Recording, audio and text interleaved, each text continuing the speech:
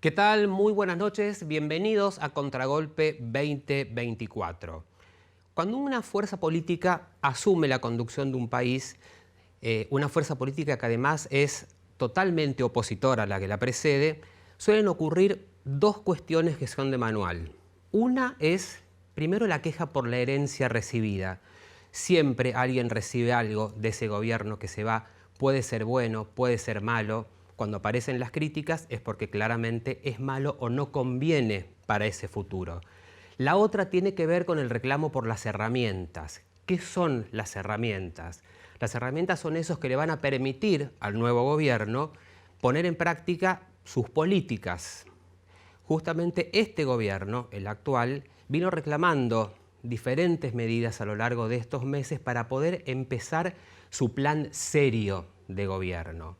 De ese tema vamos a hablar hoy en Contragolpe. Las herramientas están, no están todas todavía, están algunas, pero bueno, es una base o un punto de partida, si se quiere, para empezar a ver qué se hace con la Argentina, qué van a hacer con el país de aquí en adelante.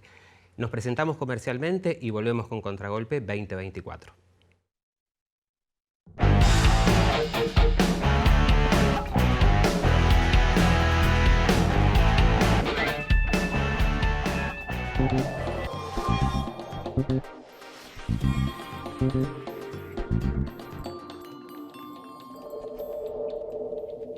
Vacía y cepilla los recipientes que acumulen agua. Tira agua hirviendo en desagües y rejillas y coloca mosquiteros. Juntos podemos prevenir el dengue. Más información en buenosaires.gov.ar/dengue. Buenos Aires Ciudad. ¿Qué es lo que hace a Termas de Río Hondo un destino único? Es más que simplemente un lugar. Es una experiencia. Conecta con la naturaleza, el deporte, la diversión y las expresiones más puras de nuestra querida tierra. Cada aventura, cada sonrisa, cada lugar te cautiva desde el primer día. Y te aseguro, vas a querer regresar.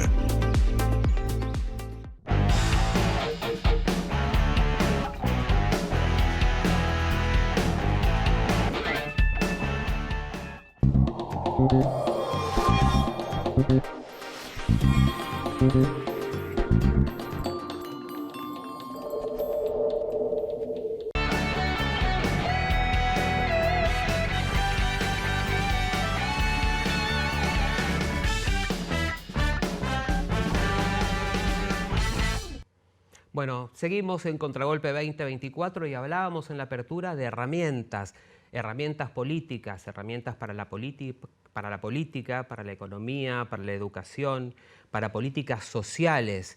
Hoy están dadas algunas de esas herramientas, dijimos que no todas. Bueno, sobre ese tema vamos a hablar con Maximiliano Lecchi. Maxi, muchas gracias por haber venido, buenas noches. Gracias, Luis, por la invitación, buenas noches. Y sí, es como vos decís, el gobierno pidió desde el primer momento herramientas. Siempre se dice que a un gobierno que inicia hay que darle las leyes para poder funcionar. La famosa luna de miel es esa, se habla de una luna de miel. Que siempre son los primeros 100 días, a este le costó un poco más, ya vamos 6 meses y pico. Pero la realidad es que el gobierno tiene dos herramientas muy importantes hoy. Primero es el DNU. Que nos olvidamos, porque en la Argentina las cosas pasan muy rápido, pero el DNU está, y está vigente y va teniendo implicancias en lo que se denomina el metro cuadrado de la gente. Por ejemplo, en el tema de los medicamentos o en el tema de lo que pasó con las empresas de medicina prepaga y los aumentos, la desregulación, la quita de la ley de alquileres. Es decir, todo eso está en un paquete inicial que fue el decreto de necesidad y urgencia. Y hoy el gobierno consiguió la ley bases, es decir, hoy ya la tiene, ya la puede utilizar y bueno, vamos a ver cómo esas herramientas van caminando hacia lo que el gobierno pretende y si termina siendo de utilidad para lo que está en la cabeza del presidente Milei, ¿no? Claro, volvamos un poquito al DNU, porque es cierto, causó mucho revuelo en su momento, eran demasiadas medidas, todas juntas, la mayoría de esas medidas echaban por tierra algunas leyes para establecer otras nuevas. ¿Qué crees que pasó en el ánimo social que, como vos decís, repercute en medicamentos, repercute en alquileres? Bueno, lo de las obras sociales creo que fue el caso más evidente, donde se demostró que la libertad de comercio, la libre competencia, a veces no siempre significa que los precios van a bajar, sobre todo en una Argentina cartelizada, que está cartelizada en ese rubro. Bueno, no hablemos del alimenticio también, donde podría llegar a pasar lo mismo en todo caso. Pero ¿qué pasó con el ánimo de la gente que quedó de lado y el foco se trasladó a otro lugar, el conflicto, que fue la ley Bases discutida 2 veces en diputados, en el medio en senadores y bueno, finalmente hoy es la que estamos esperando? Es interesante lo que vos decís, porque digamos, ¿qué le pasa a la gente frente al ajuste que está sufriendo? Viste que hay palabras que en la historia argentina no se quieren decir. Estamos en presencia de un ajuste.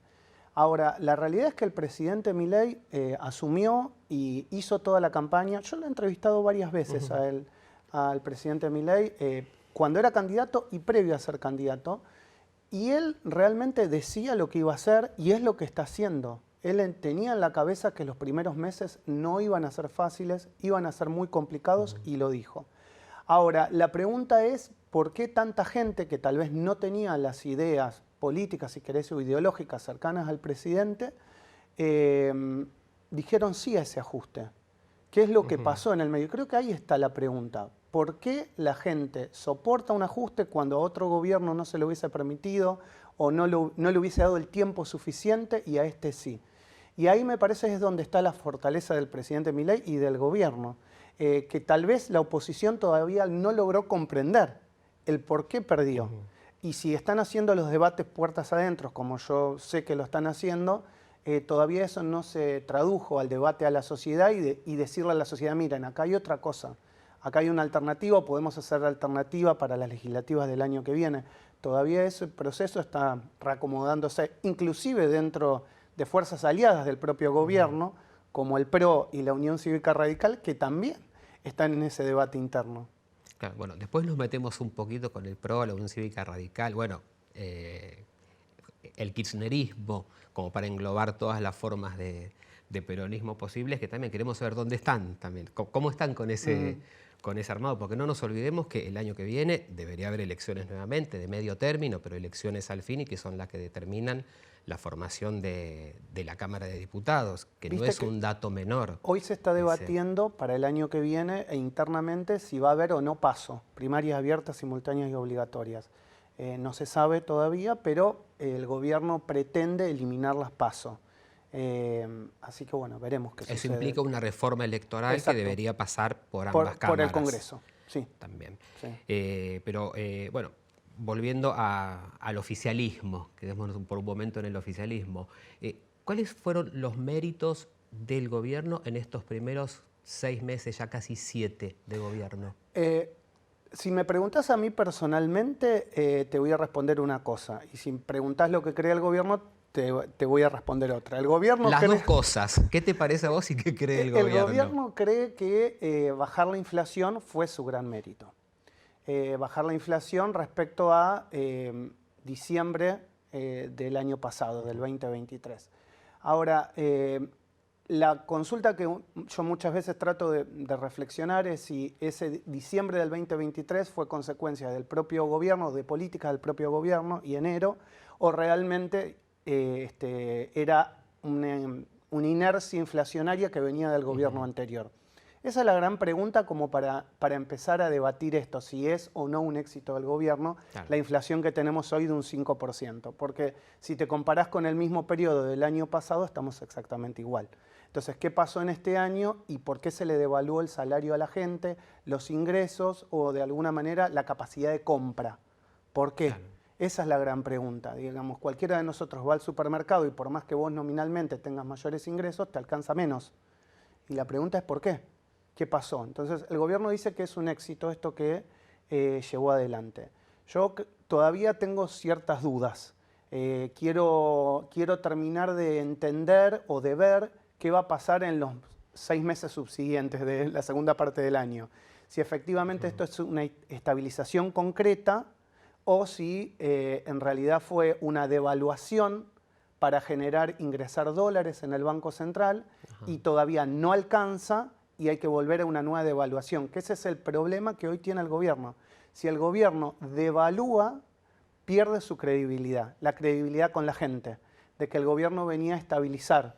Bueno, algunos de los gurúes económicos esta semana justamente estuvieron hablando de lo que debería ser el nuevo valor del dólar oficial. Eso significa devaluación. Si hay una devaluación, el gobierno y sobre todo el presidente Milei, por lo que dijo previamente, pierde credibilidad. Y por eso el gobierno no está dispuesto a devaluar, no está dispuesto a realizar una nueva devaluación. El tema es que, bueno, ahora el mercado justamente está jugando sus propias reglas.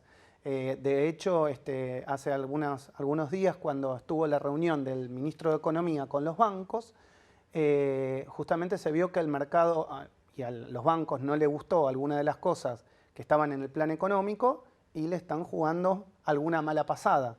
Veremos si el gobierno, a mí me dicen que sí, desde la Casa Rosada, de que el gobierno tiene las variables macroeconómicas estabilizadas y que esto va a tender a una estabilización y que solamente va a ser un susto del mercado, de algunos que no están de acuerdo en perder un poco de dinero, le hacen los bancos, y que, bueno, todo tiene que tender a estabilizarse y que el plan del presidente Milei va a seguir su rumbo con una inflación acercándose al 2% al principio del año que viene.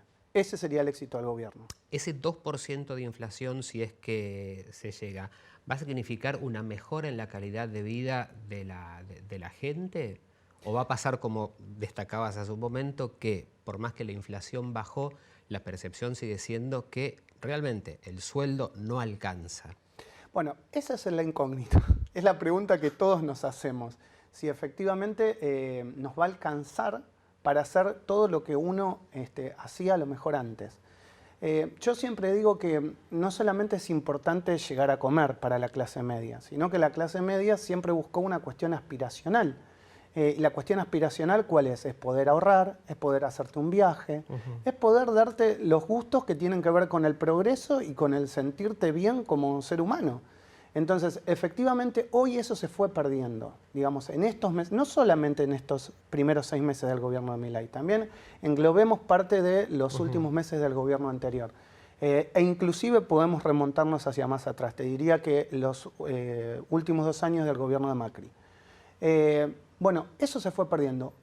Mes a mes, semana a semana se fue perdiendo, que era consecuencia de la inflación, y acá hay que ver si el gobierno está solo dispuesto, este gobierno dispuesto a jugar a regularizar la macro o a mirar la micro.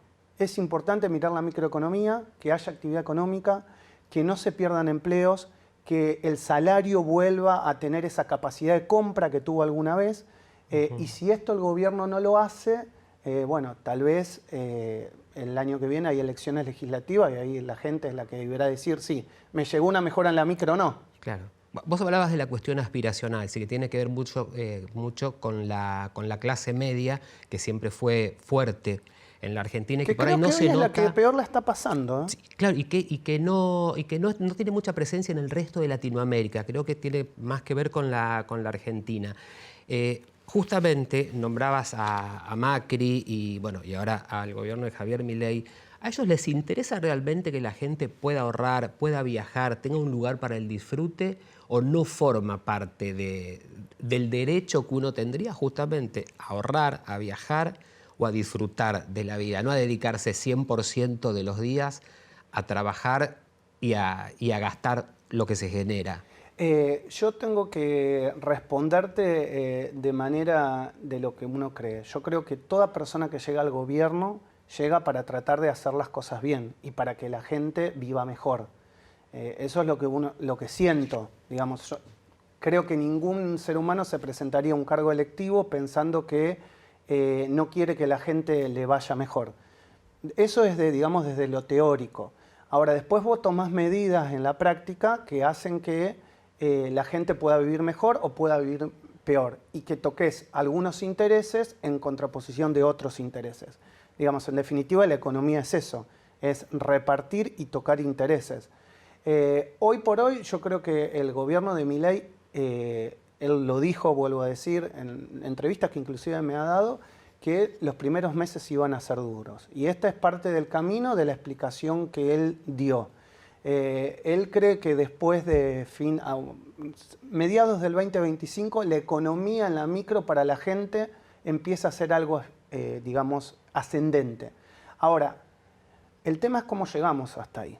Y hasta dónde cada uno en nuestros hogares, en nuestras familias, en la clase media, va a ir hasta abajo, hasta dónde. Muchas familias de clase media quemando sus ahorros. Sé que son palabras que no gustan decir, sí, pero queman. Bueno, cuando vos vendés dólares, quemás ahorros. La primera imagen que me aparece cuando decís esto es la del presidente festejando que la gente salió a vender los dólares que tenía guardados justamente para hacer frente a las deudas. Eso más que un logro, yo lo veo casi que hasta como un fracaso. Es el logro de haber conseguido ahorrar en un momento para después desprenderte porque lo que estás ganando no te alcanza. Pero por eso, tal vez para él sea un logro en materia macroeconómica para la estabilización. Es decir, ir al déficit cero, como él dice, en materia del Estado, implica recortes de consumo, como está sucediendo, recortes en la obra pública, etcétera, que hacen vivir la situación que estamos viviendo. Y bueno, él tal vez en su plan, en los primeros meses, entendía que hay que sacar el dinero del colchón. Claro. Ahora, el tema es ¿hasta cuándo?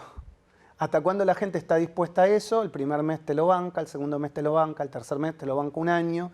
Y bueno, ahora yo creo que ese es como el desafío grande que tiene el gobierno. El desafío grande es trasladar los logros de estabilización que dicen que son macroeconómicos a la microeconomía, es decir, evitar la pérdida de empleo, que el salario empiece a alcanzar para lo que alcanzaba antes, y ahí está todo esto de que hablamos.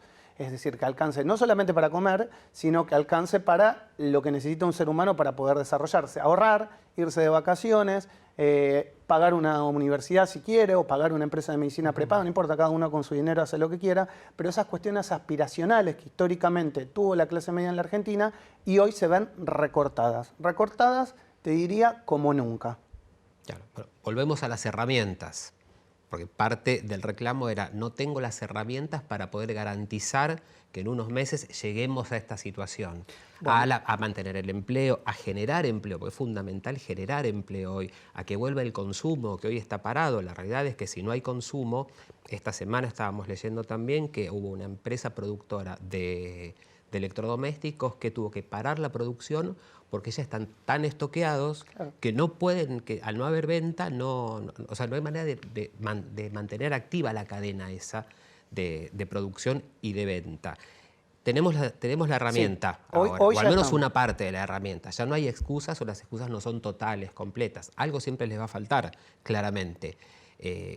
¿Cuánto tiempo más le podrá llevar empezar con la parte de subida de la curva? Acá falta algo, que la última parte de esa herramienta es el ingreso de Sturzenegger al gobierno. Para el gobierno, para el plan del gobierno. Sturzenegger lo que viene a hacer es justamente a sacar las últimas regulaciones o las regulaciones que el gobierno dicen que traban la economía. Entonces, a partir de eso, el gobierno, por eso digo, y era la idea original del presidente, tiene 6 meses más. O sea, son los 6 meses para entender si a partir de enero, febrero, marzo del año que viene, la situación se reactiva. Obviamente... ¿Cuáles son las trabas, Maxi? Y bueno, el gobierno dice que, digamos, en materia económica, las libertades que necesitan para que lleguen inversiones del exterior y para que el propio empresario argentino saque, si querés, su dinero de los ahorros e invertirlos, tiene trabas de todo tipo. Habla de trabas en materia jurídica, trabas en materia laboral, trabas en materia fiscal. El presidente siempre dijo que fiscalmente Argentina es uno de los países en donde mayor carga tributaria existe. Habla que también competitivamente en otros países es más fácil tomar empleados y poder despedir. Es decir, todo eso está dentro de la ley, en marcos de la ley base, también en la ley fiscal, también en parte en el DNU. Y como te digo, el último ingreso para esas desregulaciones que el gobierno pretende sacar es el ingreso de Sturzenegger. Con el envío de esta ley de hojarasca, que se denomina, pretenden, digamos, ir hacia una liberalización completa de la economía. Y con eso estaría el plan de Milei aceitado al 100%. Él dice que para crecer por 100 años. Claro, liberalizar la economía implicaría liberalizar también el mercado laboral. Sí, por supuesto. O sea, qué es Por lo que ahora está supuesto. judicializado y qué es lo que le va a tocar pelear con los sindicatos, que sería la parte más dura dentro de lo que sería la oposición. Sí, ahora, viste, hay, digamos, acá uno escucha, digamos, y tiene información de todos lados. La pregunta es, los sindicatos, ¿qué van a hacer? Porque, digamos, hubo movilizaciones, hubo de alguna manera reclamos, hay que ver si están dispuestos a salir a la calle, hay sindicatos más combativos, hay otros sindicatos menos combativos, hay sindicatos que se los escucha más, hay sindicatos que se los escucha menos. La realidad es que la reforma laboral está, la reforma laboral salió, está judicializada. Hay que esperar la reglamentación de la ley bases. Depende cómo salga la reglamentación de la ley bases, porque una cosa es lo que dice el texto de la ley y otra cosa es cómo termina siendo reglamentada. Si a los sindicatos sienten que esa reglamentación es demasiado onerosa para ellos, yo creo que va a ser un motivo de conflictos en los próximos 6 meses seguramente, en la calle sobre todo. Claro, bueno, sí, reglamentación de la ley base, lo mismo va a ocurrir en materia fiscal, hasta Totalmente, que no claro. se reglamente la ley y no se Exacto. conozca la letra chica. Por eso yo esperaría un poco para ver cuál es la evolución de lo que vayan a hacer los sindicatos respecto a esa reglamentación. Ajá. En el medio de todo este escenario, el plan dolarizador de la economía, Yo creo de Milei, que que fue el que lo llevó en parte, al menos en gran parte de sus votantes, a ocupar el lugar en el que está hoy. ¿Sigue presente? ¿Sigue siendo una idea? ¿O quedará en el imaginario como en algún momento fue en los 90? Yo entiendo que en la idea del presidente Milei está, él pretende eso. Lo que pasa que de la pretensión a los planes que quisieron llevar adelante o que les presentaron, se dieron cuenta que esto no se podía hacer de un día para el otro y no era algo rápido. De hecho, en campaña, en el último tramo de la campaña lo dijeron. Tal vez en algún momento sea, no lo veo para este mandato.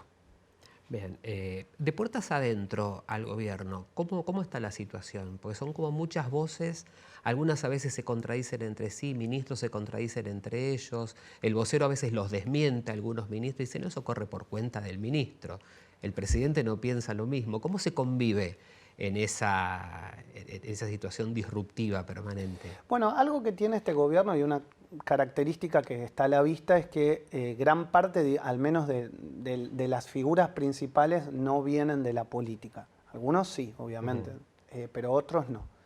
Entonces, hay ideas contrapuestas. Más allá de que la cabeza es la del presidente Milei y la de su hermana, de la secretaria general de la presidencia, Karina Milei, yo creo que son las cabezas que están hoy movilizando al gobierno. El resto es ver lo que vos decís, yo tengo la misma información, que no hay cierta sintonía entre algunos, sobre todo en algunas materias relacionadas con la economía, con la educación, con la salud, y algunos también dicen que se llevan no tan bien entre segundas y terceras líneas, que hay parates entre los que dicen los ministros y las segundas y las terceras líneas. Algunos se preguntan por qué esas segundas, terceras y cuartas líneas responden a jerarquías del gobierno anterior, que todavía no han sido cambiadas, y esas son críticas que se hacen internamente. Algunos ministros le critican eso a otros ministros. Claro. Y bueno, tal vez eso no sale mucho a nivel público, pero está sucediendo. La única que parece nadar con solvencia ahí es Patricia Bullrich, que viene de una fuerza que no es la original. Bueno, Patricia Bullrich es una mujer que tiene su propia historia política y por ende conoce la política, fue candidata a presidenta y ahí ganó justamente esa candidatura frente a otro grande como era Horacio Rodríguez Larreta. Entonces, ella se mueve sola y creo que tiene todo el apoyo del presidente para hacer lo que ella hace y moverse de la manera que se mueve con esta solvencia que vos decís. Cualquier malintencionado diría, claro, como recorrió todos los partidos políticos, más o menos conoce cómo piensa cada uno. Igual no es la única. Es la chicana no es a la Bullrich única. Permanentemente. Maxi, estamos ya casi terminando con el programa, se pasó rapidísimo, pero bueno, Maxi, digo, además de abogado, analista político, es periodista y conduce todas las mañanas de lunes a viernes de 10:30 a 12 el arranque en Radio Sónica. ¿Cómo es hacer radio en streaming? Una palabra que hoy suena muchísimo, pero en la cual vos sos uno de los primeros. Buenísimo, la verdad, a mí me encanta hacer radio, estar en el streaming.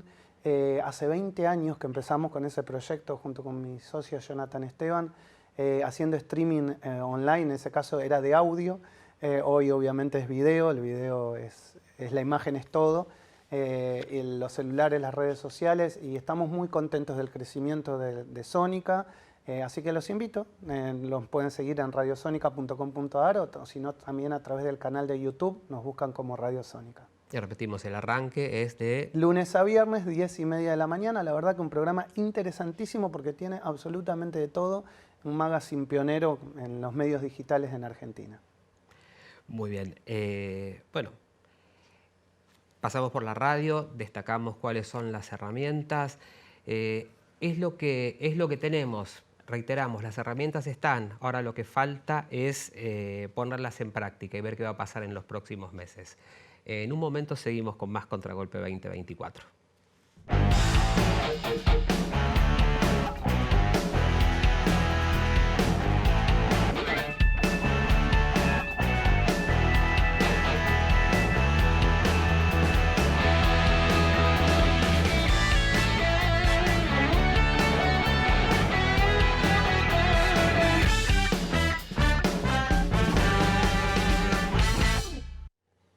Bueno, y en esta costumbre que me tomé de el cierre de cada programa, leer algo muy breve de alguien que se tomó el trabajo de pensar un poco por nosotros y un poco por sí mismo, elegí una frase de José Ortega y Gasset y dice: jóvenes, haced política, porque si no la hacéis, igual se hará y posiblemente en vuestra contra.